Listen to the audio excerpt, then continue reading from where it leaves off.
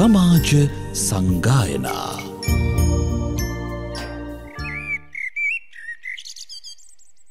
समन्ता चक्रवालेषु अत्रा गच्छन्तु देवता सद्धम्मं मुनिराजस् सुनन्तु सग्ग मोक्षदं धम्मස්සවන කාලෝ අයං භදංතා ධම්මස්සවන කාලෝ අයං භදංතා ධම්මස්සවන කාලෝ අයං භදංතා නමෝ තස් භගවතෝ අරහතෝ සම්මා සම්බුද්දස්ස නමෝ තස් භගවතෝ අරහතෝ සම්මා සම්බුද්දස්ස නමෝ තස් භගවතු අරහතෝ සම්මා සම්බුද්දස්ස ශ්‍රද්ධා සම්පන්න කාරුණික පින්නතුනේ හැම කෙනෙක්ම මේ හිමිදුරු උදෑසන උතුම් සද්ධර්ම ශ්‍රවණයට සූදානම් වන මොහොත බුදුරජාණන් වහන්සේ දේශනා කරනවා අනමතග්ගෝ යං වික්ඛවේ සංසාරෝ පුබ්බා කෝටි න පඤ්ඤායති අවිජ්ජා නීවරණානං තණ්හා සංයෝජනානං සන්ධාවතං සංසරතං තුම් මමංචේව තුම්හා කංච කියලා.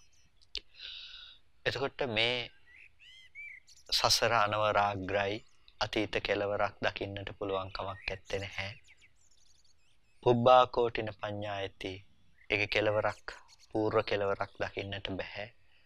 අවිජ්ජා නීවරණානං තණ්හා සංයෝජනානං සන්ධාවතං සංසරතං අවිද්‍යාව නැමැති නීවරණයෙන් වැහිලා තෘෂ්ණාව නැමැති සංයෝජනයෙන් බැඳිලා සන්ධාවතං සංසරතං මේ සසර ගමන සැරිසරනවා.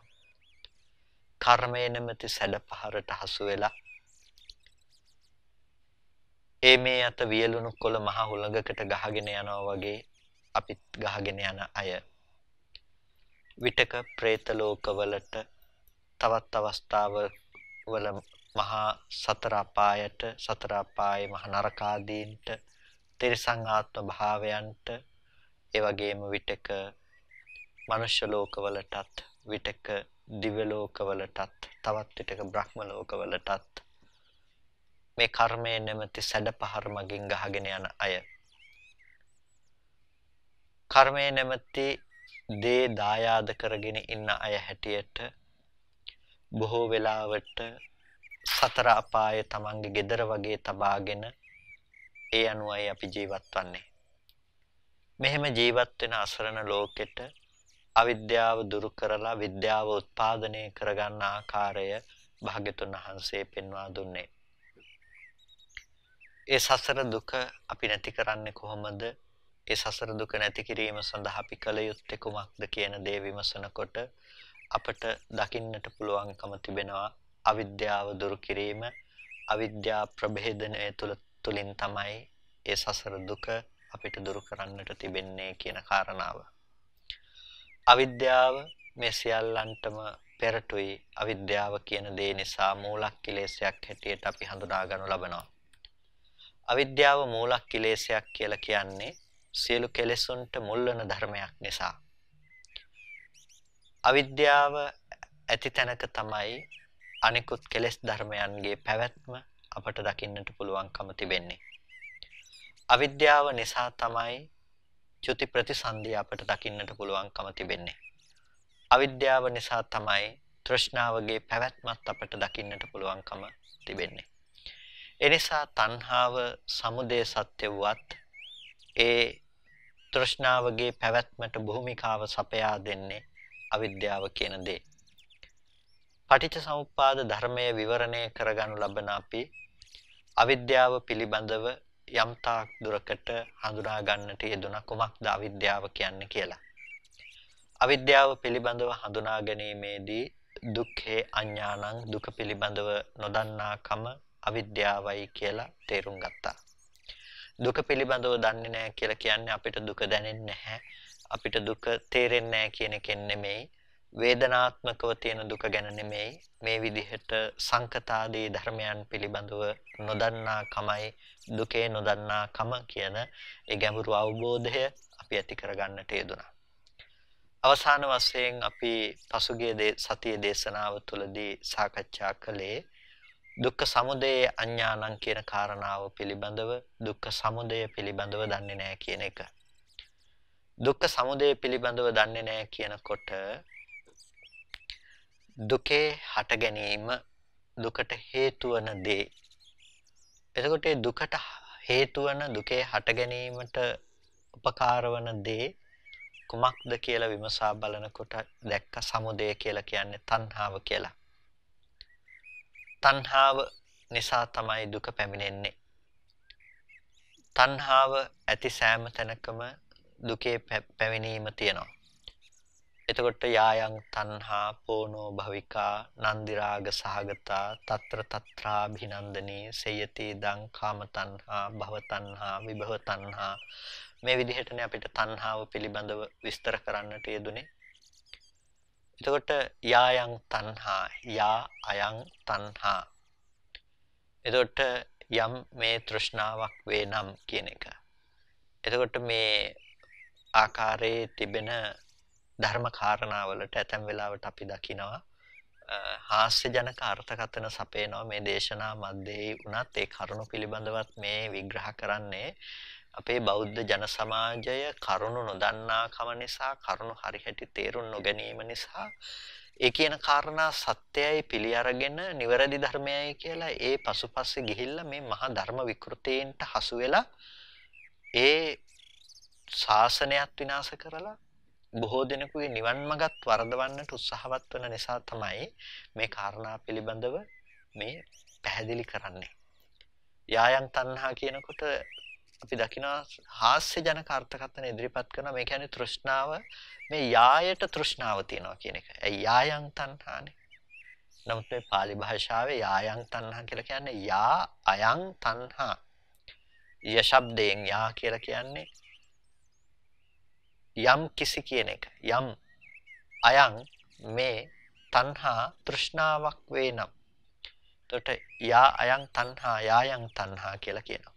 නැත්නම් මේ යායට තණ්හාවක් තියෙනවා කියලා නම් නෙමෙයි. මේ කියන්නේ අර එක දිගට කියන එක අර්ථ ගන්නවන්නට අපි සිංහලෙන් පාවිච්චි කරනවා යායට කියලා කියන්නේ. ඒකට අන්න ඒ අර්ථය සඳහායි මේ යායන් තණ්හා කියලා බුදුරජාණන් වහන්සේ දේශනා කළේ කියලා අර pāli පදයේ තියෙන අර්ථය සම්පූර්ණයෙන්ම අයින් කළා දාලා මේකට දෙනවා අලුත් අර්ථකථනයක්. මේ අලුතෙන් පදවලට අර්ථ එබ්බවීම ඊටාම බරපතල දෙයක්. මේක නොවිය යුතු දෙයක්. මේ විදිහට අර්ථකථන දෙන්නට ගියොත් බුදුරජාණන් වහන්සේගේ මේ ධර්මය වැඩි කාලයක් මේ ලෝකයේ තුල තියෙන්නේ නෑ. ඒ කෙනාට හිතුණු විදිහට මේවා අස්සට එක එක අර්ථ ඔබ්බලා Tamanට ඕන කතා කියන්නට පටන් ගන්නවා. අන්න ඒ නිසායි මේ ධර්මය වැරදි කියලා කියන්නේ. ඒ කාරණා ඒ විදිහට විග්‍රහ කිරීම වැරදි කියලා කියන්නේ. යම් කිසි කෙනෙක් ඒ විදිහට Tamanගේ හිතලු ධර්මයේ අස්සට සම්ප්‍රේෂණය කරන්නට උත්සාහවත් වෙනවා නම් ඒක ඊටාම භයානක තත්ත්වයක්.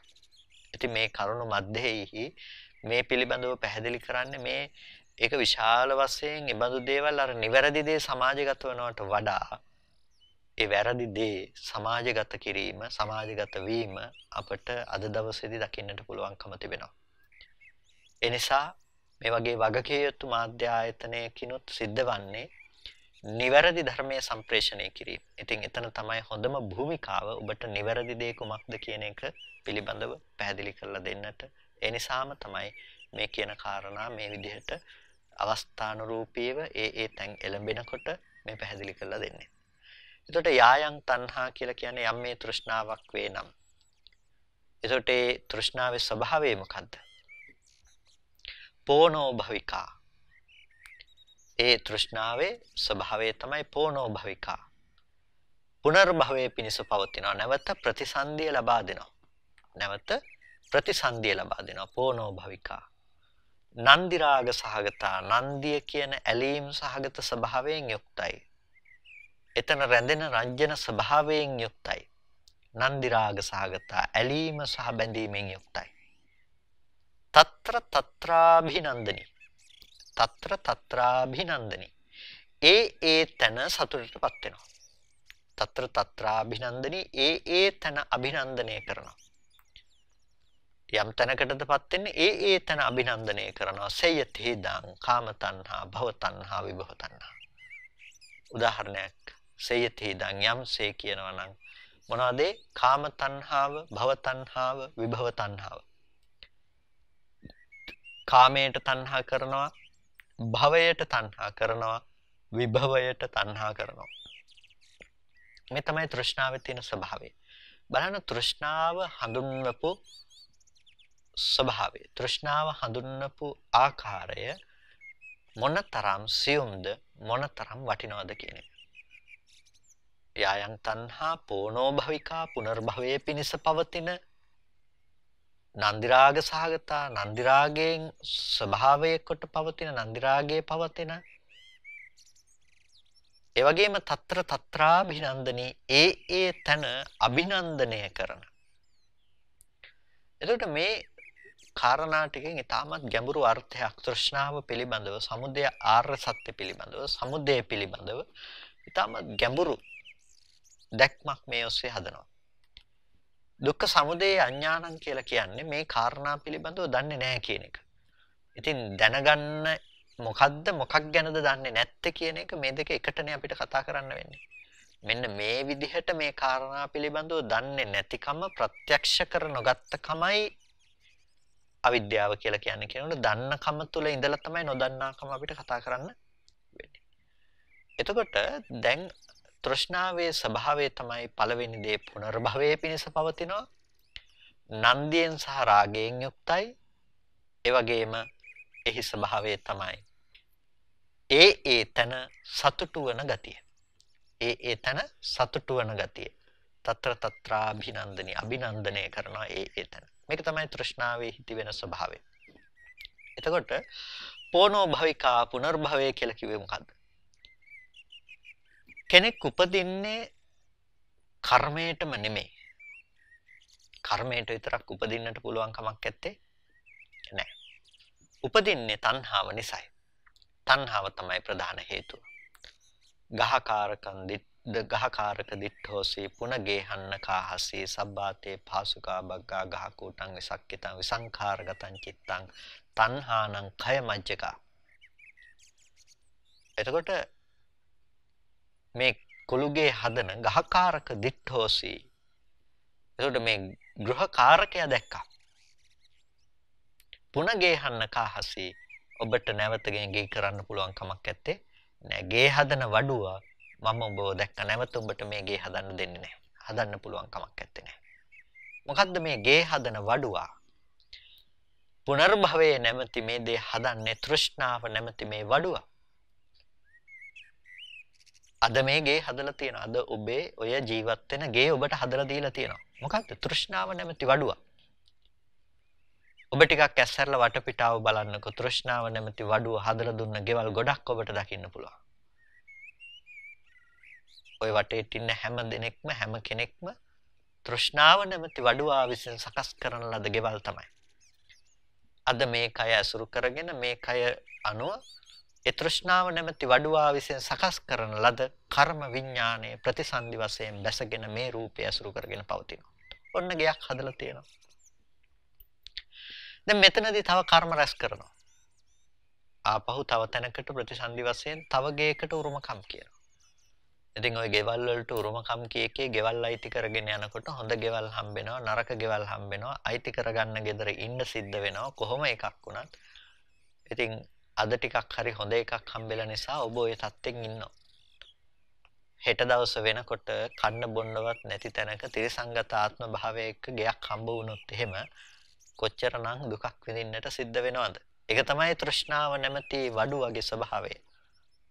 ඒ වඩුව එක එක විදිහේ ගෙවල් හදනවා. ඔබට සිද්ධ වෙනවා වඩුව හදලා දෙන ගේ බාර ගන්න. ඔබ ඒකට ඔහුත් එක්ක එකඟතා givisum වලට අස්සම් කරලා ඉවරයි. නමුත් බුදුරජාණන් වහන්සේ මේ වඩුවා අල්ලලා මේ වඩුව නැති කරලා නැවත ගෙවල් හදන්න නැති තත්ත්වයටපත් කළා. අපිට පෙන්වුවා ඒක කොහොමද කරන්න කියලා. එතකොට මේ වඩුවගේ ස්වභාවය තමයි ඕනෝ භවික බව. නැවත නැවත උත්පත්ති සඳහා පමුණවනකම.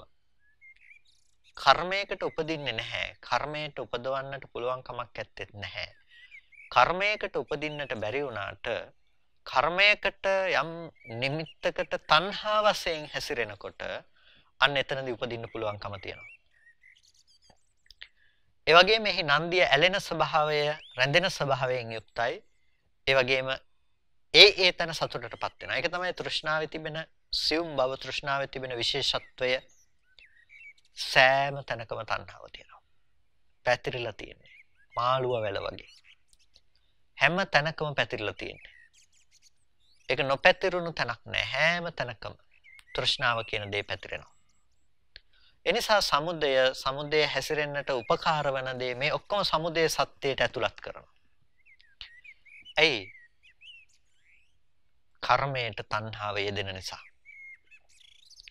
තණ්හාව කියලා කියනකොට මේ තණ්හාව අපි තේරුම් ගන්නට ඕනේ අපිට ඕලාරික මට්ටමේ රළුවට තේරෙන වස්තු වලට මම ආසයි, අම්මට ආසයි, තාත්තට ආදරෙයි, එහෙම නැතිනම් අපි අනිකුත් සල්ලි මිල මුදල් වලට ආසයි, ආදරෙයි මේ කියන තැනකින් අපිට දැනෙන හිතින් අල්ලගෙන ඉන්න මට්ටමේ තැනකින් නෙමෙයි අපි ග්‍රහණය කරගත යුත්තේ.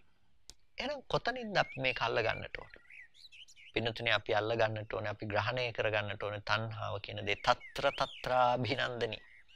ඒ තන සතුටටපත් වෙනවා. දැන් මෙතන උරුම කරගත්ත කෙනෙක් මෙතන සතුටටපත් වෙනවා. ත්‍රිසංගත සතෙක් දිහා බලන්නකෝ පින්නතුනේ මොකද වෙන්නේ කියලා. දැන් බලු පැටියෙක් පාරක් අයිනේ දාලා ගියපු බලු පැටියෙක් බලන්නකෝ. සමහර වෙලාවට අපිට දකින්න පුළුවන් බොහොම සරල ලෙසම කන්න බොන්න නැහැ. සමහර වෙලාවට තුවාල වෙලා. තුවාල වලට පන පිටින් ඉන්නකොට පණුව ගහලා. මේ වගේ සත්තු දකින්න පුළුවන්. මේ සතා කැමතිද මැරෙන්න? ඔහු කැමති නෑ ඔහුගේ මරණයට. ඔහු කැමති සුවපත් වෙන්න. ඔහු එතන ඇලිලා. අපිට නිකන්වත් හිතෙන්නේ නෑ දැන් මට බල්ලෙක් වෙන්න තිබුණා නම් හොඳයි ඒ විදිහේ කියලා. හැබැයි ඒ සතා එතනින් මිදෙන්න කැමතිත් නෑ. ඇයි ඔහු එතන ස්කන්ධ ටිකේ මම කියන තෘෂ්ණාව නිසා ඔහු එතන ඇලිලා එතන තණ්හාව පවත්වනවා. එතනින් මිදෙන්න එයා කැමති නෑ. එතෙන්ට තණ්හා කරනවා.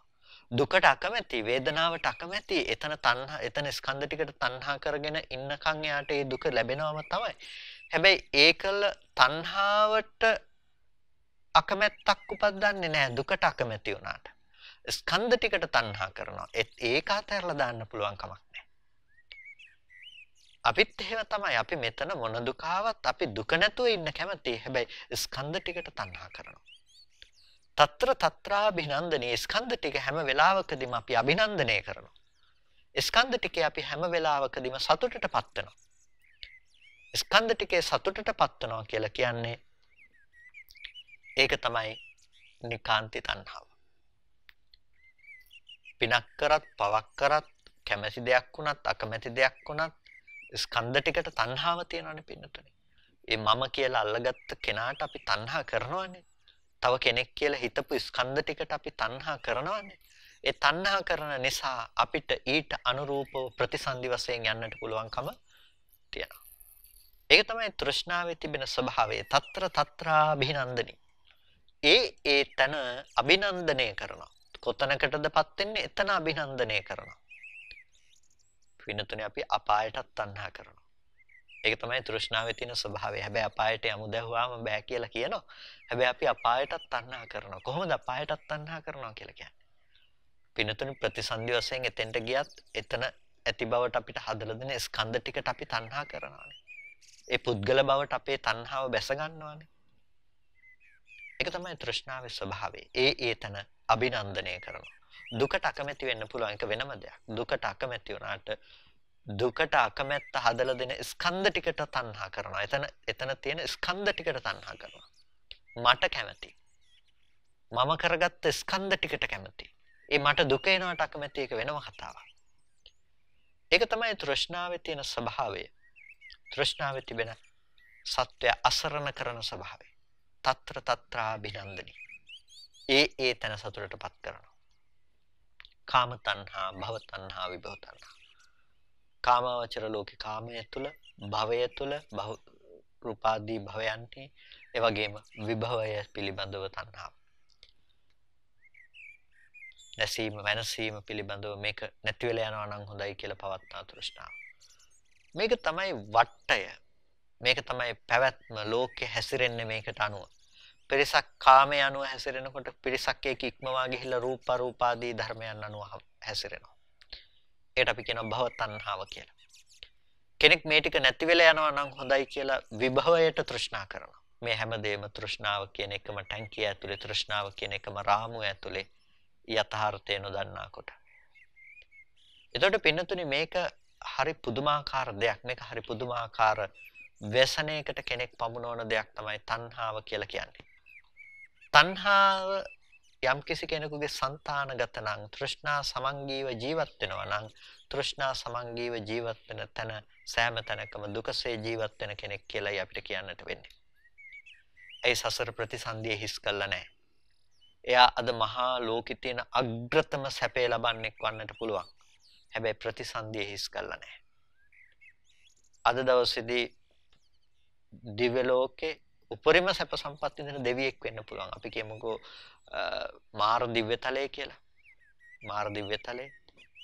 එතකොට පරණිම්මිත වසවත්ති දිව්‍ය ලෝකේනේ, දිව්‍ය ලෝක 6 තියෙන ඉහළම සැපේ තියෙන දිව්‍ය ලෝකේ. එතකොට ඒ දිව්‍ය ලෝකේ ඉපදුණු දෙවියෙක් වුණත් ඊළඟ මොහොත වෙනකොට එයා තෘෂ්ණාව පවත්වපු විදිහ අනුව එයාට නැවත ප්‍රතිසන්දි වශයෙන් සතර අපායට බැස ගන්නට පුළුවන්කම තියෙනවා. ඒ බලන්න මොනතරම් අසරණද කියලා.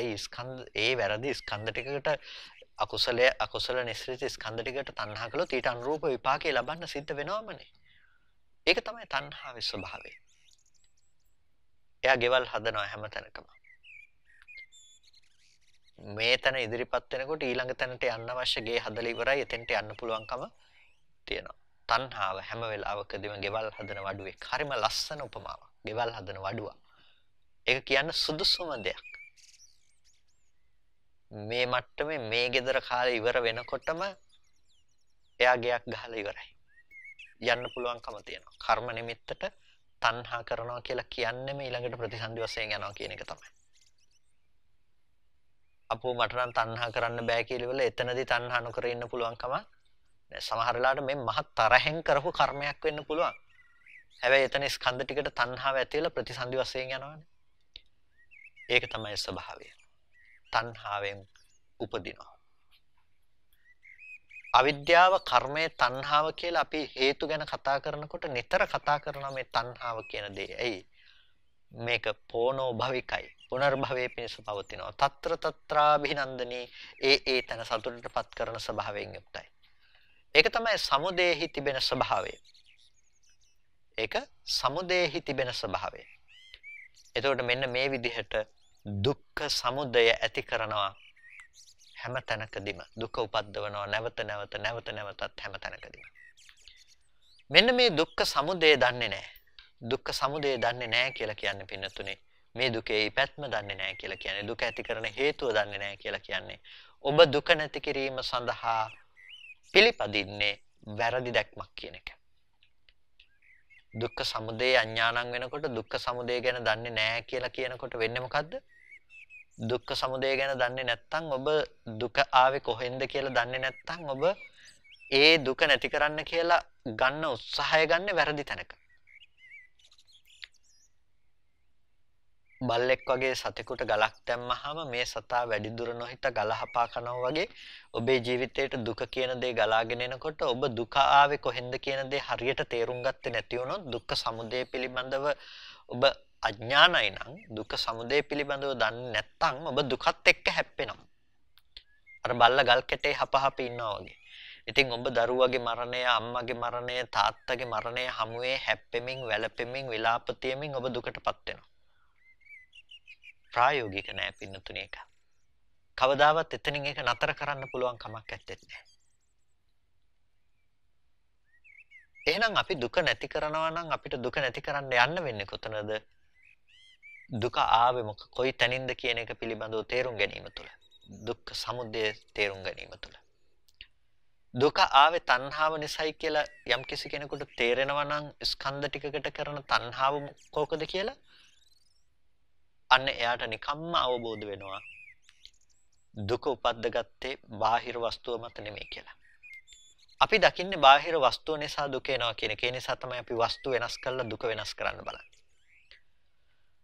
මට කැමති විදිහට හැමදේම සිද්ධ වෙන්නට ඕනේ. පේන දේවල් ඔක්කොම මට කැමති විදිහට තියෙන්න ඕනේ. ඇහෙන දේවල් ඔක්කොම මට කැමති විදිහට තියෙන්නට ඕනේ. මම විඳින දේවල් ඔක්කොම මට කැමති විදිහට තියෙන්නට ඕනේ. හැම වෙලාවකදීම මිනිස්සෙක් කල්පනා කරන්නේ Tamanට කැමති විදිහට Tamanගේ ලෝකේ පවත්ව ගන්න කොහොමද කියලා. එයා භෞතිකය වෙනස් කරන්න වෙහෙසෙනවා. භෞතික දේවල් වෙනස් කරන්නට එයා වෙහෙසෙනවා. එළියේ තියෙන දේවල් Tamanට ඕන විදිහට තියාගන්නට උත්සාහවත් වෙනවා. පින්නතුනේ මේක කරන්න පුළුවන් දෙයක් නෙමෙයි. ඇයි අපි දුක නැති කරන්නට කියලා බාහිර තිබෙන දේවල් කොච්චර අපි වෙනස් කරන්නට ගියත් කොච්චර අපි මේ දේවල් නතර කරන්නට ගියත් ඒක කිසිසේත්ම අපිට ප්‍රායෝගිකව එළියෙන් වෙනස් කරලා කරන්නට පුළුවන් කමක් නැත්තේ නෑ. අර නිතරම අපි සිහිපත් කරනවා වගේ අපි කටු සහිත කැලයක ගමන් කරනකොට මේ කටු කැලේම තියෙන කටු රැහැ මේ ගමන යනවා කියන එක කරන්නට පුළුවන් කමක් ඇති දෙයක් නෙමෙයි. උත්සාහය හැම වෙලාවකදීම පවත්වන්න බැරි වෙනකොටම කටුවක් කැඩෙනවා. ඊට වඩා ලේසි කටු ඇනෙන්නේ නැති විදිහට සෙරෙප්පු දෙකක් ඇඳුමක් දාගෙන යන එක. එතකොට අපිට මුළු කැලේම කටු රැහැ යන වෙහෙස ඇත්තේ නැහැ. අන්න ඒ වගේ තමයි මේ තෘෂ්ණාව පිළිබඳව අපි හඳුනාගෙන තියෙන්නේ දුක ඇති කරන හේතුව විදිහට අපි හඳුනාගෙන තියෙන්නේ හැම වෙලාවකදීම භෞතික දේවල් නිසා දුක එනවා කියලා නම් අපි හැම වෙලාවකදීම භෞතික දේවල් තුළින් දුක නැති කරන්නට අපි උත්සාහවත් වෙනවා. එළියේ තියෙන දේවල් වෙනස් කරලා ඒ දේවල් තුළින් අපි දුක නැතුව ඉන්නට හැම මොහොතකදීම උත්සාහවත් වෙනවා. යම් කිසි කෙනෙක් දැක්කොත් දුක උපද්දගන්නේ ඒ කිසිම තැනකින් නෙමෙයි එකම තැනකිනුයි දුක උපද්දන්න හේතුවක් තියෙන්නේ. ඒ තමයි තමන්ගේ හිත පැත්තෙන් යම් කිසි දේවල් වලට බැඳීම තියෙනකොට ඇලීම තියෙනකොට තෘෂ්ණාව අනුව තමන්ට දුක එනවා කියන එක තේරුම් ගන්නට පුළුවන් නම් එයා උත්සාහවත් වෙනවා තෘෂ්ණාව ඇලීම බැඳීම දුරු කරලා දුක නැතුව වාසය කරන්න. එතකොට අර කැලේම කටු රහින්න යන්නේ නෑ වගේ හොඳ සෙරෙප්පු දෙකක් ඇඳුමක් දාගත්තා වගේ තමයි මේ කෙනා මේ සිද්ධ කරන කාර්යය. ඒ කියන්නේ හරියටම තණ්හාව එන පැත්ත ආවරණය කළා තණ්හාව එන පැත්ත වසා දැමීමයි ඒ සිද්ධ කරන්නේ. ඒ නිසා පින්නතුනි ඔබට සිද්ධ කරන්නට තියෙන්නේ දේ. අපිට තණ්හාව දුරු කරනවා කියන එකෙන් තණ්හාව දුරු කරනවා කියලා අපිට කරන්නට තියෙන්නේ මේ දුක එන හේතුව දුරු කිරීම. එතකොට දුක එන හේතුව කියන දේ අවබෝධ කිරීමම මේ තණ්හාව දුරු කිරීමට හේතුවක් බවට පත් වෙනවා. ඇයි දුක්ඛ සමුදය අඥානං කියලා කියන්නේ දුක එන පැත්ත ගැන අපි දන්නේ නැහැ කියන එක. දුක එන පැත්ත ගැන දන්නවා නම් ඒකම හේතුවයි දුක නැති කරන්නට. මොකද අපි දුක ගෙනෙන නිවැරදි තැන හඳුනාගත්තා. ගහකාරකම් දිට්ඨෝසී කියලා කිව්වේ ඒකනේ. ගෘහය සිද්ධ කරන ගෘහකාරකයා දැක්කා. එතකොට ගෘහකාරකයා දැක්ක කියලා කියන්නේ හරියටම දුක ගේන්නේ මොන පැත්තෙන්ද කියන එක හඳුනාගත්තා. මේ දුක් සහිත ගෘහය හදන්නේ කවුද කියන එක හඳුනාගත්තා. දැක්කා. ඒ දැකීමම ප්‍රමාණවත්. ඒ වගේ දුක්ඛ සමුදය අඥානං කියලා කියන්නේ දුක්ඛ සමුදය පිළිබඳව දන්නේ නැහැ කියන එක. තෘෂ්ණාව කියලා කියනකොට අපි හැම වෙලාවකදීම හිතාගෙන ඉන්නේ අර ඕලාරික මට්ටමින් අපි හඳුනාගෙන ඉන්න තෘෂ්ණාව කියලා. දැන් අර වස්තු වලට තියෙන තණ්හාව මේ දේවල් තමයි තණ්හාව කියන්නේ කියලා.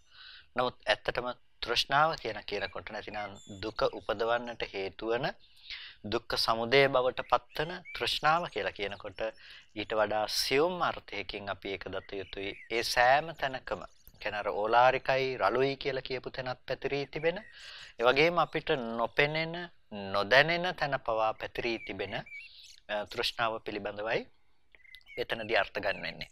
ඒකට ඒක ඊටාම සියුම් මට්ටමක තියෙන්නේ. ඒක හරියට අර සිහිපත් කළා වගේ මුල සින්දත් ඒ කියන්නේ මුලින් නැවත නැවත දළු දාන ගහක උඩ කොටස සින්දත් මුල නිරුපද්‍රිතව තියනවා වගේ. මූලයේ නිරුපද්‍රිතව තියෙනවා වගේ මේ කියන සියුම් කොටාසේ නිරුපද්‍රිතව තිබුණොත් නැවත නැවත අර ගහ උපදවන්නට සමර්ථ වෙනවා. ඒ වගේ ලෝකයේ තුල අපි තියෙන රළු මට්ටමේ තියෙන අපිට අද දැනෙන අපි ලෝභයි හරි තණ්හායි කියන මට්ටමින් මේක දුරු කරන්නට උත්සාහවත් වුණත් අර සියුම් මට්ටමේ තෘෂ්ණාව අපි දුරු කරන්නේ නැත්නම් ස්කන්ධ ටිකට තණ්හා කරනවා කියන මට්ටමින් තණ්හාව අල්ල ගන්න නැත්නම් ඒ තෘෂ්ණාව බොහෝ කාලයක් අපිට අනර්ථයේ පිණිස පවතිනවා. නැවත නැවත අර ඕලාරික තෘෂ්ණාව අද යටපත් කරත් ඊළඟ මොහොතේ උපදවන්නට හේතු වෙනවා. ඒකනේ පින්නතුනේ දැන් කෙනෙක් භාවනා කරලා මේ තණ්හාවේ තියෙන ආදීනවේ දැකලා මේක දුකයි කියලා දැකලා එයා භාවනා කරලා රූපාවචර ධ්‍යාන උපදව ගන්නවා. රූපාවචර ධ්‍යාන උපදවගෙන එයා තෘෂ්ණාව తాවකාලිකව යටපත් කරනවා. රූපාවචර ධ්‍යාන උපදවගෙන තෘෂ්ණාව తాවකාලිකව යටපත් කරනවා. හැබැයි අර ස්කන්ධ ටිකට තණ්හාව තියෙනවා කියන මට්ටම දුරු කරන්නේ නැහැ. ඒ නිසා ඒබඳු රූපාවචර කර්මයකට අරූපාවචර කර්මයකට තණ්හා කරලා රූපාවචර ලෝකයේ උපදිනවා අරූපාවචර ලෝකයේ උපදිනවා කුමක් නිසාද? ඒ මට්ටමේ ස්කන්ධ ටිකට තියෙන තණ්හාව නිසා. එහෙනම් අර රළු මට්ටමේ තියෙන තණ්හාව අවිද්‍යාව කියලා අපි හඳුන්වන්නේ විෂම ලෝභය කියලා. ඒ මට්ටමින් අපි අද හිතාගෙන ඉන්න දේ නෙමෙයි දුක්ඛ සමුදය කියන තැන කතා කරන තණ්හාව. නිසා සමුදය සත්‍ය කියලා අපි කතා කරනකොට දුක්ඛ සමුදයයි කියන තැනට සියලුම කුසල ධර්ම වගේම සියලුම අකුසල ධර්මත් සංග්‍රහ කරනවා. එතකොට අකුසල ධර්ම සහ කුසල ධර්ම කියන මේ දෙකම සමුදය සත්‍යයට සංග්‍රහ කරනකොට අපි දන්නවා පිනක් කියලා කුසලයක් කියලා කියනකොට ඒ සිතේ තණ්හාව යෙදෙන්නේ නැහැ. කුසල් සිතක් ගත්තාම අපි අභිධර්මයේ පිළිබඳව ඔබට දැනුමක් තියෙනවා නම් ඔබ දන්නවා සෝමනස්ස සහගත ඥාන සංප්‍රයුක්ත සංකාරික සසංකාරික ආදී මේ තිබෙන කුසල සිත් පිළිබඳව. ඒකට මේ කුසල් සිතක අකුසල චෛතසිකයක් වන ලෝභය දෙන්නේ නැහැ. හැබැයි ලෝභය යෙදෙන්නේ නැති වුණාට මේ සියලු කුසල ධර්මයෝත් එක් පර්යායකින් සමුදය සත්‍යයට ඇතුළත් කොට දක්වනවා. ඒකට හේතුව තමයි දුක් වූ උත්පත්තියක් ලබන්නට. නැතිනම් ස්කන්ධ ටිකකට තණ්හා කරලා තව ප්‍රතිසන්දි වශයෙන්, ಜಾති වශයෙන් තව තැනකට යන්නට හේතු වෙන දුකට පදනම හදලා දෙන්නේ තෘෂ්ණාව නිසා. නැතිනම් ඒ කුසල අකුසල ආදී කර්ම නිසා. අන්නේ හේතුව නිසා පින්නතුනි තණ්හාව කියලා කියනකොට ඒ තණ්හාවේ ප්‍රභේදය තේරුම් ගන්නකොට ඊටාම සියුම් අර්ථයකින් අපි තේරුම් ගන්නට ඕනේ. ඒක තමයි දුක්ඛ සමුදය පිළිබඳව තිබෙන ඥානය කියලා කියන්නේ. ඒකට ඒ විදිහට දුක්ඛ සමුදය කියන එකේ ස්කන්ධ ටිකට තියෙන තෘෂ්ණාව පිළිබඳව නොදන්නාකම තමයි දුක්ඛ සමුදය අඥානං කියලා කියන්නේ. අවිද්‍යාව කියලා කියන්නේ. ඒකට අපි කරුණු දෙකක් කතා කළා. ඒ තමයි දුක දන්නේ නැහැ. ඒ වගේම අපි අනික් කරුණ කතා කළා දුක ඇති කරන්නට හේතු වෙන හේතුව පිළිබඳව දන්නේ නැහැ කියන එක. ඊට පස්සේ තුන්වෙනි කාරණාවක් අපිට ලැබෙනවා. මොකද්ද? දුක්ඛ නිරෝධේ අඥානං. දුක්ඛ නිරෝධය පිළිබඳව දන්නේ නැහැ. දුක්ඛ නිරෝධය පිළිබඳව දන්නේ නැහැ. දුක නැති කරන්නේ කොහොමද කියන එක පිළිබඳව අවබෝධයක් නැතිකම තමයි දුක්ඛ නිරෝධේ අඥානං කියලා කියන්නේ. දුක්ඛ නිරෝධය පිළිබඳව අවබෝධයක් නැති නිසා තමයි අපි දුක නැති කරලා සැපෙන් ඉන්න උත්සාහවත් වෙන්නේ. වෙනතනේ කවදාවත් දුක නැති කරලා සැපෙන් ඉන්න පුළුවන් කමක් නැත්තේ. ඵලයට ප්‍රතිකර්ම කරලා හේතු නැති වෙනවා කියන එක වෙන්නේ නැහැ. දුක ඇති කරන්න හේතු තියෙනවා නම් ඒ හේතුව නිසා දුක ඇති වෙනවා මිසක දුක නැමැති ඵලය නැති කරා කියලා ඒක නැති වෙන්නේ නැහැ.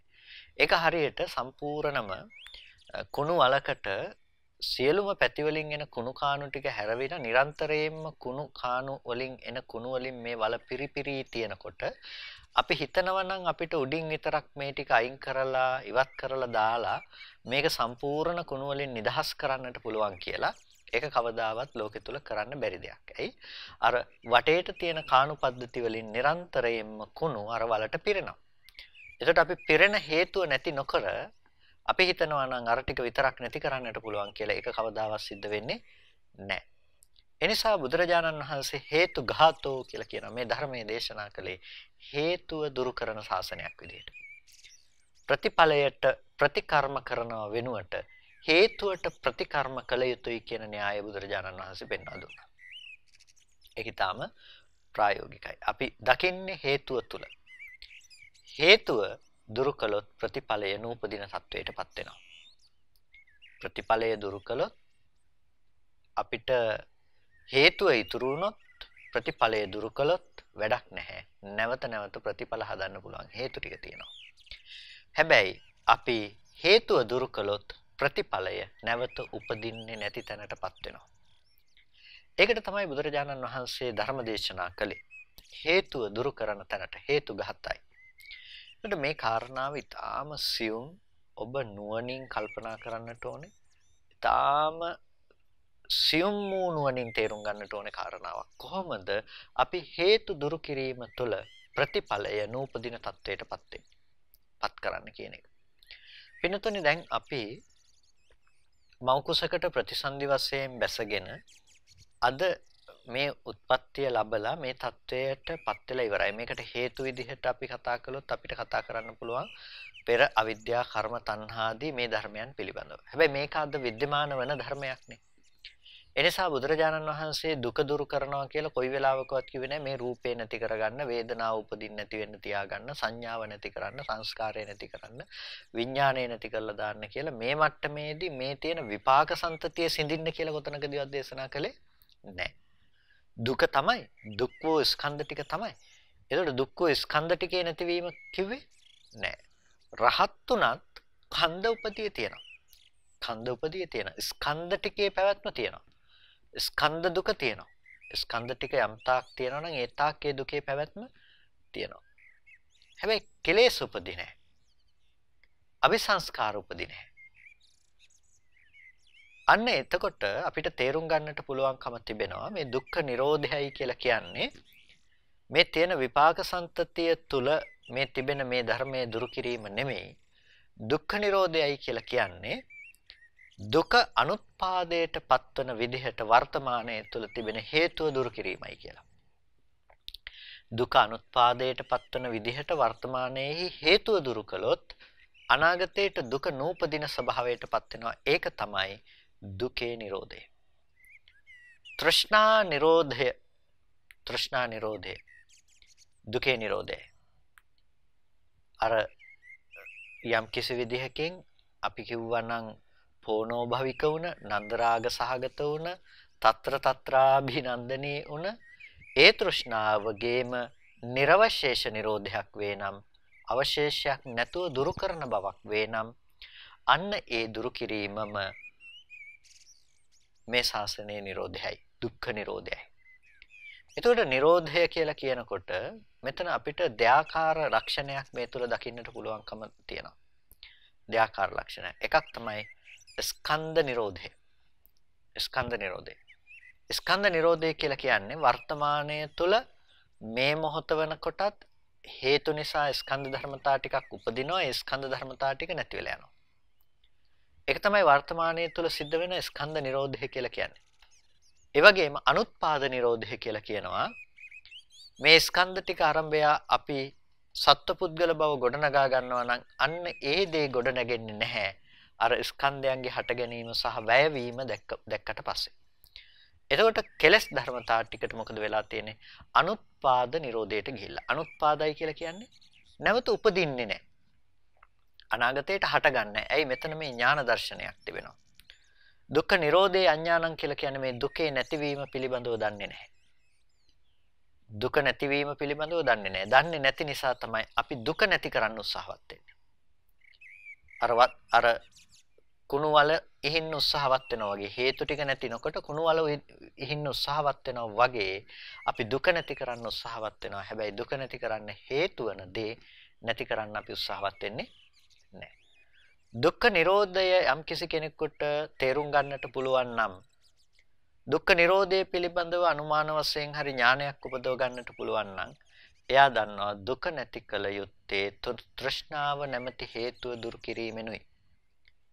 ස්කන්ධ ධර්මයන්ට ඇති තෘෂ්ණාව දුරු කිරීමෙන් දුක නූපදින ස්වභාවයටපත් වෙනවා. අතීත හේතු ටික නිසා යම් ස්කන්ධයක් හට ගන්නවා නම් ඒ ටික නොපැවැත්ම මත ඒ ටික මේ මොහොතේ හටගෙන ඉතුරු නැතුව නිරුද්ධ වෙමින් ඒ ආයු සම්තතිය ඇතිතා පැවත නිරුද්ධ වෙනවා. අනාගතයට මතු ස්කන්ධයන්ගේ පහළවීමක් නැතුව පිරිනවෙනවා. ඒකට කියනවා කීනා ಜಾති. ಜಾතිය ක්ෂය වුණා කියලා. නැවත ප්‍රතිසන්දි වශයෙන් යෑමක් නැහැ. නැවත උත්පත්ති වශයෙන් යෑමක් නැහැ. අනාගත භව සංඛ්‍යාත සියලු දුක දුරු කරලා තියෙනවා. එතකොට මේ දුකේ දුරු කිරීම ගැන කිව්වේ මොකක් නිසාද? තෘෂ්ණාවගේ නිර්වශේෂ නිරුද්ධ කිරීම තුළ. එතකොට තෘෂ්ණාවගේ නිර්වශේෂ නිරෝධය පිළිබඳව අපි සලකා බලන කල අපට දකින්නට පුළුවන් ප්‍රධානම දේ තමයි අර ස්කන්ධයන්ගේ නිරෝධය පිළිබඳව අවබෝධ කිරීම තුළින් දුක නිරුද්ධ කිරීම ප්‍රත්‍යක්ෂ කළා කියන එක. ඒක ඊටාම සියුම් කාරණාවක් කියලා කිව්වේ නිසා. ඒ කියන්නේ දැන් මම මේක රළු උදාහරණයක් මගින් ඔබට විග්‍රහ කරලා දැක්වුවොත් යම්කිසි විදිහකින් ඔබ පාරේ යනකොට කකුල ගලක හැප්පෙනවා. කකුල ගලක වදුනහම ඔබට ඒකෙන් මහ වේදනාවක් දැනෙනවා. කකුල තුවාල වෙලා ලේ ගලනවා. ඔබ ඒකට ප්‍රතිකර්ම කරනවා. නැතිනම් බේත් තේත් ටිකක් දාගන්න පුළුවන් තැනක් තිබුණොත් ගිහිල්ලා බේත් තේත් ටිකක් දාගන්නවා. හැබැයි ඔබ කොයි වෙලාවකවත් ගෙදෙට්ට ගිහිල්ලා කල්පනා කර ඉන්නවද අර ගල් වැදිච්ච ගල් කැටේ ගැන අර ගල මගේ කකුල තුවාල කරා. ඒ ගල මට මෙහෙම කරා. මට මගේ කකුලට වැද්දුවා මෙහෙම කියලා ඔබ ඒ ගල පිළිබඳව ගිහිල්ලා කල්පනා කර ඉන්නේ නැහැ. ඊට පස්සේ ගෙදර ගිහිල්ලත් ගල් කැටේ ගැන හිත ඉන්නේ නැහැ. ආයේ මේ පැත්තෙන් ගියොත් එහෙම අර ගල් කැටේ දිහා ඔරෝල බලාගෙන එහෙම යන්නේ නැහැ. හැබැයි දැන් යම්කිසි විදිහකින් ඔබට කෙනෙක් ඇවිල්ලා පාරක් ගහනවා. ලේන්න අවශ්‍යත් නැහැ පාරක් ගහනවා. එතකොට පාරක් ගැහුවාම ඒ ගහපු එක ගැන දැන් ඔබට ඒ වෙලාවේ පොඩ්ඩක් රිදුනා. ඒක එතනින් ඉවරයි. හැබැයි ඔබ කොච්චර දුරට ඒ ගැන කල්පනා කරනවද? අර ගහපු මිනිස්සයා ගැන තරහෙන් හිතේ යමනාපයෙන් ඒ පිළිබඳව කල්පනා කරනවා. ඔබ ගෙදර ගියත් ඒ ගැන කල්පනා කරනවා. ආයේ මිනිස්සයා දැක්කත් කතා කරන්නේ නැහැ. සෝදශීලී බවක් නැහැ. ඒ මිනිස්සයාත් එක්ක යමනාපයෙන් පසු වෙනවා. දැන් අර ගලේ කකුල වැදිලා ලේ ගලන්න තුවාල වුණා. හැබැයි ඒ පිළිබඳව ඔබට දැන් යමනාපයක් ඇත්තේ නැහැ. හැබැයි ඔබට එච්චර ලොකු බාධාවක් පීඩාවක් සිද්ධ කළේ නැහැ. හැබැයි ඔබ මේ මිනිස්සෙක් එක්ක දැන් යමනාපය ඇති කරගෙන තියෙනවා. දැන් මේකට පදනම මොකක්ද? ඇයි මෙහෙම වෙන්නේ? නිකමට අපි හිතලා බැලුවොත් අපිට මේ தත්ත්වය උදා කරන්නට හේතු වෙන්නේ මොකද්ද කියලා. මේ தත්ත්වය උදා කරන්නට හේතු වෙන්නේ අපි දකිනවා මේක කරේ මිනිස්සෙක්, පුද්ගලයෙක්, සත්වයෙක්. අරක සත්වයෙක් නොවු පුද්ගලයෙක් නොවු ගල් කැටයක්. අජීවිතයක්. එතකොට දැන් මෙන්න මේ සංඥාව නිසා, මේ අදහස නිසා අරක සත්වයක් කියලා දකිනකොට මේක ගල් කැටේ සත්වයක් නෙමෙයි කියලා දකිනකම නිසා අපිට එතන තරහ යන්නේ නැහැ. මෙතන තරහ ගිහිල්ලා අපි ගත කරනවා. දැන් මොකද්ද මෙතන තියෙන ප්‍රශ්නය? ප්‍රශ්නේ තියෙන්නේ එළියේ නෙමෙයි. ප්‍රශ්නේ තියෙන තමන්ගේ පැත්තේ. දැන් මේ තරහ ඇති කරගෙන තියෙන්නේ තමන්ගේ හිත පැත්තේ පුද්ගල වශයෙන් පවත්වන සංඥාව තුළ. يعني ද්වේෂය නැමැති කෙලෙසය තමන් පවත්වලා තියෙන පුද්ගලයෙක් කියන පවත්වන සංඥාව තුළ. එතකොට දැන් ඒ පුද්ගලයෙක් කියලා දකින්නකම නැති වෙනකොටම ඔබට ද්වේෂය නැති වෙලා ගිහිල්ලා තියෙනවා. මේක මේ උදාහරණයක් හැටියට ඔබට සිහිපත් කළේ මේ කතාව අර ගැඹුරු කාරණාව තේරුම් ගන්නට ඔබට මේක ප්‍රධාන වශයෙන්ම හේතුවක් බවට පත් වෙන දෙයක් නිසා. ඒ කියන්නේ දැන් නිකමට යම් මොහොතක ඔබ හිතලා බලන්න ධර්මතාවයන් කියලා. අර ධර්මතාවයන් කියලා කියන්නේ ලෝකේ යථාර්ථය කියන දේ අර හරියට අර ගල් කැට වගේ. එතකොට අර ගල් කැට වගේ ඒක සත්වයක් නොවන පුද්ගලයෙක් නොවන හටගෙන නැති වෙන දෙයක් තමයි ඒ ධර්මතාවයන් කියලා කියන්නේ. ඒක අර ගල් කැටේ වගේ සත්වයක් නොවු පුද්ගලයෙක් නොවු දෙයක්. ඒකේ වටිනකමක් නැහැ. ඒකේ නොවටිනකමක් නැහැ. සත්වයක් නෙමේ පුද්ගලයෙක් නෙමේ. දැන් ඔබට තෘෂ්ණාවට ඒක හසු වෙන්නේ නැහැ. තෘෂ්ණාවට ගෝචර වෙන දෙයක් නෙමෙයි ඒක. එතකොට ඔබට ඒක තෘෂ්ණාවට ගෝචර වෙන්නේ නැත්තම් ඒ තෘෂ්ණාවට ඒ ගෝචර නොවන කල්හි ඔබට කිසිම ආකාරයකින් ඒ පිළිබඳව කෙලෙසේ පැවැත්මක් ඇත්තේ නැහැ. හැබැයි ඒ ස්කන්ධ ධර්මතා ටික පිළිබඳවම ඔබට සත්වයෙක් පුද්ගලයෙක් කියලා ඒ ස්කන්ධ ධර්මතා ටික පේන්න පටන් ගත්තොත් සත්වයෙක් පුද්ගලයෙක් කියලා ඒ ස්කන්ධ ධර්මතා ටික පේන්න පටන් ගත්තොත් එතකොට මොකද වෙන්නේ? අන්න ඒ සත්වයෙක් පුද්ගලයෙක් කියලා පේන්න පටන් ගත්ත තැන ඉඳලම ඔබට දැන් කෙලෙසේට පසුබිම හැදිලා ඒ ඉන්න කෙනා හොඳ කෙනෙක් හෝ නරක කෙනෙක් වෙලා ඇලෙන්න පුළුවන් නම් ඇලිලා ගැටෙන්න පුළුවන් නම් ගැටිලා ඔන්න අපි ඒ පිළිබඳව කෙලෙස ඇති කරගන්නවා. ඒ ස්කන්ධ ටික තමන් කියලා තමන් විදිහට හම්බෙනකොට අපි ඒකට තෘෂ්ණා වශයෙන් ඇලෙනවා, දෘෂ්ටි වශයෙන් ග්‍රහණය කරගන්නවා, මම ජීවත් වෙනවා, මට ආත්මයක් තියෙනවා, මේ විදිහට අපි ග්‍රහණය කරගන්නවා. දැන් පිටුතුනි මේ හැම දෙයකටම මූලයේ බවට පත් වෙන්නේ මොකද්ද? අර ගල් කැටය කියන මානසික මට්ටම අපිට තබා ගන්න බැරි වෙච්ච එක. ඒ කියන්නේ අනාත්ම ධර්මය අනාත්ම ධර්මයක් විදිහට දකින්න බැරි වෙච්ච එක නිසා ඒ තුල පවත්වපු ආත්ම සංකල්පනාව නිසා අපිට ලෝකේ වටිනකම් නොවටිනකම් පේන්න පටන් ගත්තා. දෙකෙන්ම සිද්ධ වුණේ එකම දේ කියලා අපිට දකින්න පුළුවන් නම් සත්පුද්ගල බවකින් තොර දෙයකුයි අර ගල් කැටේ හැප්පිච්ච තැනත් අතන වැදින තැනත් අපිට ස්පර්ශයක් කියලා දකින්න පුළුවන් වුණා නම් ස්පර්ශ ප්‍රත්‍යයෙන් හටගත්ත වේදනාව පුද්ගලයෙකුගේ කියලා අපිට හම්බුනේ නැත්තම් අපිට එතන දුකක් උපදින්න අපිට අමනාපයක් උපදින්න සමර්ථ කිසිම දෙයක් තිබුණේ නැහැ. ඒ වගේ තමයි ලෝකෙ තුල පවත්නා ධර්මතා විශ්ය පිළිබඳව අපි අවබෝධ කරගත්තොත් හටගෙන නිරුද්ධ වන්නේ මෙන්න මේ හුදු සංඛාර සම්තතියකුයි. ඒ ධර්මතාවයන්ගේ හට ගැනීම සහ වැයවීම කියන Nirodhe පෙන්වා දෙනකොට ඒ ධර්මතාවයන් පිළිබඳව අම්මා තාත්තා දුව පුතා සල්ලි මිල මුදල් යාන වාහන කියලා අපි හදාගත්ත අර ධර්මතා ටික ඉක්මවා යන පුද්ගල ප්‍රඥප්තියෙන් සහ වටින නොවටින ප්‍රඥප්තියෙන් වලට පදනමක් නැති වෙනවා. ඒ ධර්මයන්ට අනුත්පාදයටපත් වෙනවා. තෘෂ්ණාව අනුත්පාදයටපත් වෙනවා, නොහට ගන්න බවට යනවා, දෘෂ්ටි නොහට ගන්න බවට යනවා. ඒකට තමයි අනුත්පාද නිරෝධය කියලා කියන්නේ. නොහට ගන්න බවට යනවා.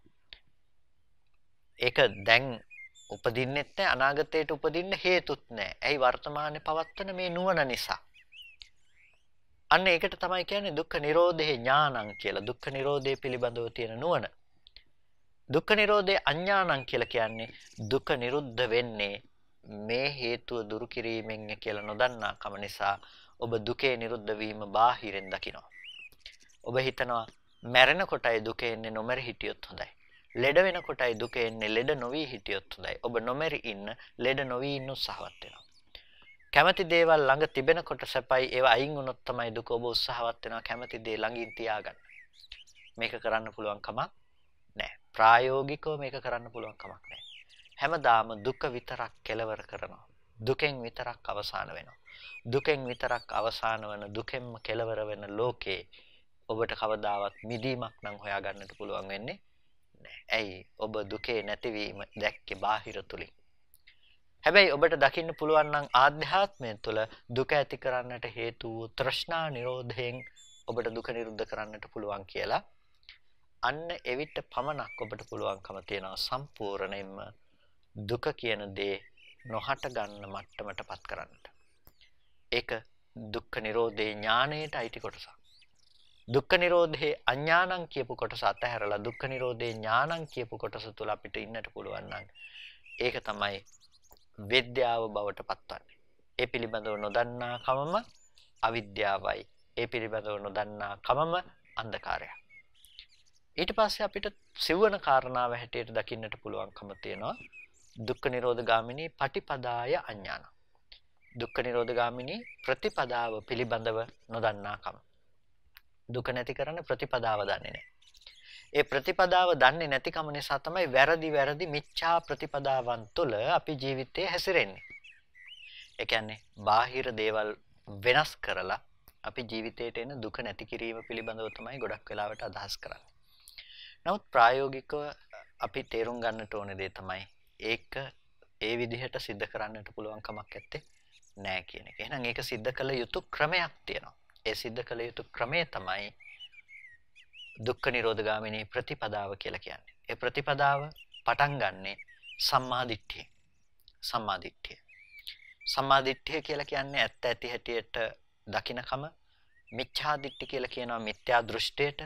එතකොට මේ මිච්ඡා දිට්ඨි කියලා කියන්නේ වැරදි විදිහට දකින්නකම. සම්මා දිට්ඨිය උත්පාදනය කරගන්නට උපදව ගන්නට කියලා කියන්නට ඕනේ යම්කිසි කෙනෙක් තුළ වැරදි දැකීමක් විදිහට මිච්ඡා දිට්ඨිය පවතිනවා නම්.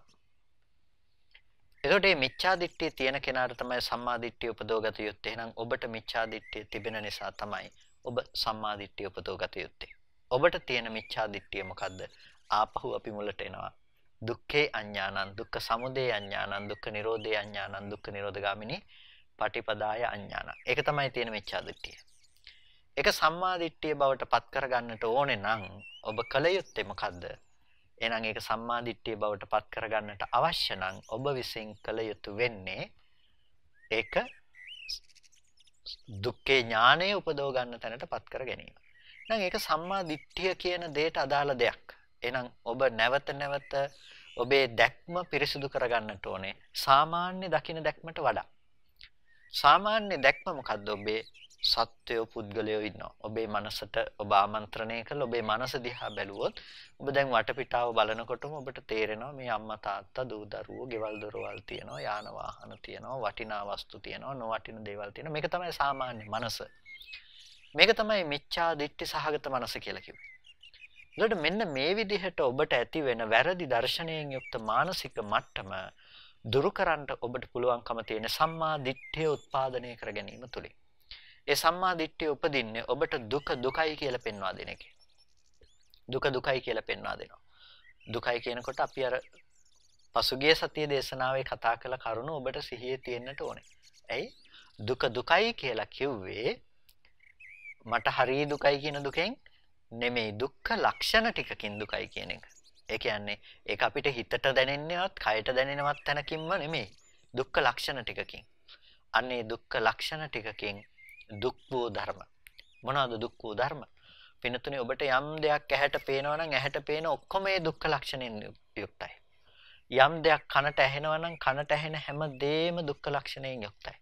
නාසයට යමක් දැනෙනවා නම් දැනෙන හැම දෙයක්ම දුක්ඛ ලක්ෂණයෙන් යුක්තයි.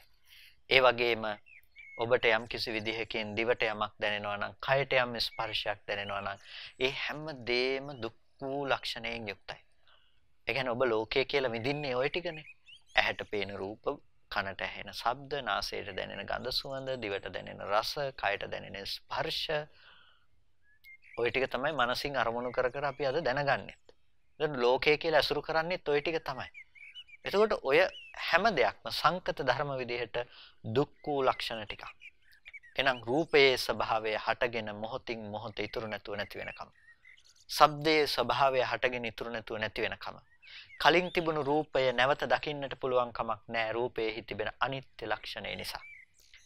රූපයේ විපරිණාමය නිසා මොහොතකට පෙර තිබුණු දේ නැවත දකින්නට පුළුවන් කමක් නැත්තේ නැහැ. මෙන්න මේ විදිහට රූපය පිළිබඳව ඔබට පුළුවන් නැවත නැවත සම්මර්ෂණය කරන්නට. ඒක තමයි සම්මා දිට්ඨිය උත්පාදනයට හේතු වෙන්නේ. අන්න ඒ සම්මා දිට්ඨිය දුක්ඛේ ඥානය උපදවනවා. ඒක තමයි දුක්ඛ නිරෝධගාමිනී ප්‍රතිපදාව කියලා කියන්නේ. එතකොට මේ ප්‍රතිපදාව පිළිබඳව නොදන්නාකම නිසා ලෝකේ ඇතුළෙම ඉපදිලා ඇතුළෙම ජීවත් වෙමින් ඇතුළෙම හැපි ඉඳලා මැරිලා යන එක තමයි අවිද්‍යාව ඇතුළේ ජීවත් වෙන අයගේ ස්වභාවය. ඒ නිසා අවිද්‍යාව අන්ධකාරයක් කියලා කියන්නේ. මේ අන්ධකාරය ඇතුළෙම මිනිස්සු ජීවත් වෙනවා. මේ අන්ධකාරය ඇතුළෙම මිනිස්සු මැරිලා යනවා. විද්‍යාව කියන දේ අංශු මාත්‍රයක්වත් නැතුව. ඒක තමයි දුරු කරගන්නට අවශ්‍ය. පටිච්චසමුප්පාදයේ ද්වාදසාකාර අංගයන්ගේ පළවෙනි අංගය අවිද්‍යාව සියලු ධර්මයන්ට සියලු දේවල් වලට මූලය බවට පත්වන ප්‍රධානතම දේ අවිද්‍යාව. ඒක මූලික කරගෙන අනිත් ධර්ම ගැන අපිට කතා කරන්නට පුළුවන්කම තිබෙනවා. ඒ නිසා මේ අවිද්‍යාවේ ස්වභාවය ඔබ හොඳින් තේරුම් ගන්න. ඉතින් කල්පනා කරගන්න අද දවසේදීත් සද්ධර්ම ශ්‍රවණය කරලා යෝනිසෝ මනසිකාරයේ පවත්තල වටිනා කුසලයක් සිද්ධ කරගත් සියලු කුසල ධර්මයන් අපි අනුමෝදන් කළ යුතු අයට අනුමෝදන් කරමු. පළමුවෙන් අපට අර්ථයෙන් ධර්මයෙන් අනුශාසනා කළ ධර්මාචාර්ය අවසරයි මාංකඩවල සුදස්සන ස්වාමීන් වහන්සේට, අවසරයි මාංකඩවල නන්දරත්න ස්වාමීන් වහන්සේට, ස්වාමීන් වහන්සේලා දෙනමටම උතුම් නිවනින් සැනසීම පිණිස මේ කුසලය හේතු පාරමිතාවක් වේවා කියලා ප්‍රාර්ථනා කරනවා. ඒ වගේම සියලු දෙවියන්ටත් අපි මේ පින් අනුමෝදන් කරමු. ආකාසට්ඨා ච භුම්මට්ඨා දේවා නාග මහින්దికා පුඤ්ඤන්තං අනුමෝදිත්වා චිරං රක්ඛන්තු බුද්ධ ශාසනං. ආකාසට්ඨා ච භුම්මට්ඨා දේවා නාග මහින්దికා පුඤ්ඤන්තං අනුමෝදිත්වා චිරං රක්ඛන්තු බුද්ධ ශාවකං.